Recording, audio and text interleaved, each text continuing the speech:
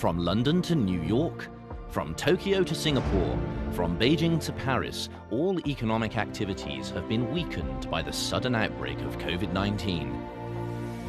This is not only a reminiscence of the Black Death that's sweeping the European continent in the middle of the 14th century, or the plague of 17th century London.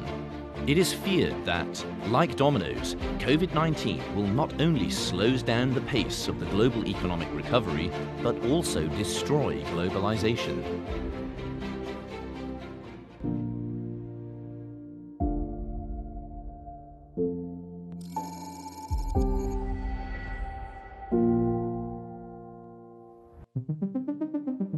COSCO shipping is the important carrier to get through the lifeblood of the economic globalization.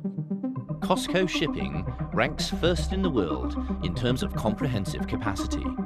How does such an industry giant, which is closely related to the global economic trends, perform in the globe when the COVID-19 is spreading?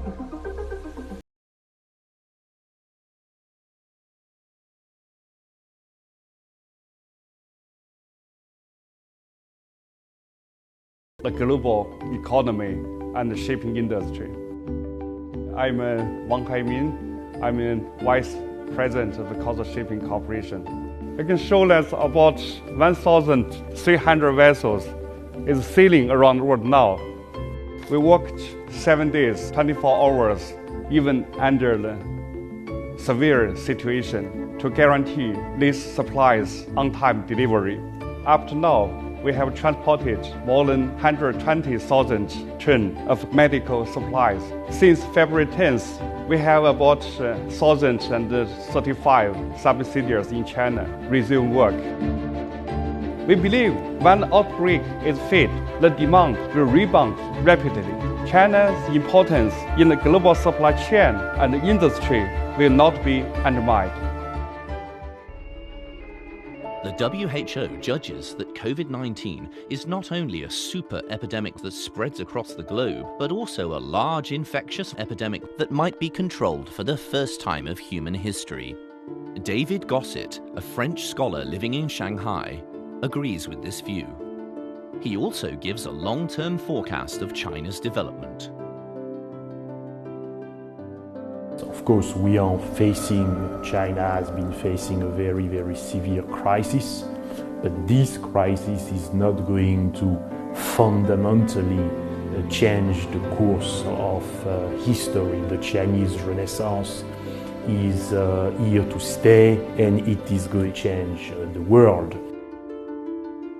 My name is David Gossett. I have established the Europe-China Forum in 2002 in order to deepen the links between Europe and China. We have not only seen a resilient China because this coronavirus was a shock.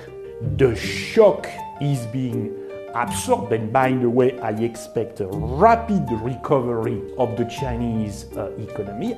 And when you declare victory over such a crisis, you become stronger. This crisis will not affect the Chinese Renaissance. It might even accelerate the Chinese Renaissance. According to the statistics from the International Monetary Fund, China's contribution to global economic growth has exceeded 30%. Professor Ian Golding is one of the most authoritative scholars on globalization. In his view, this epidemic has made the world realize China's huge influence in the global economy, and its engine is still full of power. Very different to SARS in 2003, when China was only 3% of the world economy. Today, it's more like 18% of the world economy. I'm Ian Goldin. I'm the Professor of Globalization and Development at the Oxford Martin School in Oxford. These risks, like we saw in the financial crisis, the super spreading or the financial crisis, cyber attacks and viruses, and we see the super spreading of pandemics.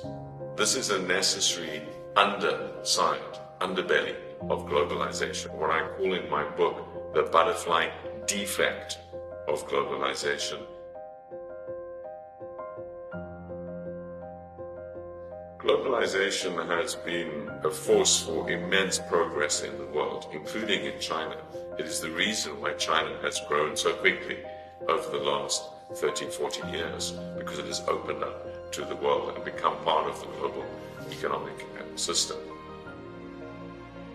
What we're seeing now with the coronavirus is a shock to China and to the world. It will slow growth, but this will be a temporary phenomenon.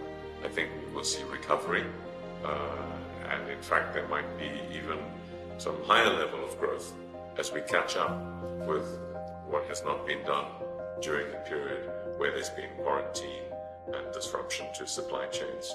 So I do not see a disruption to the long-term trend.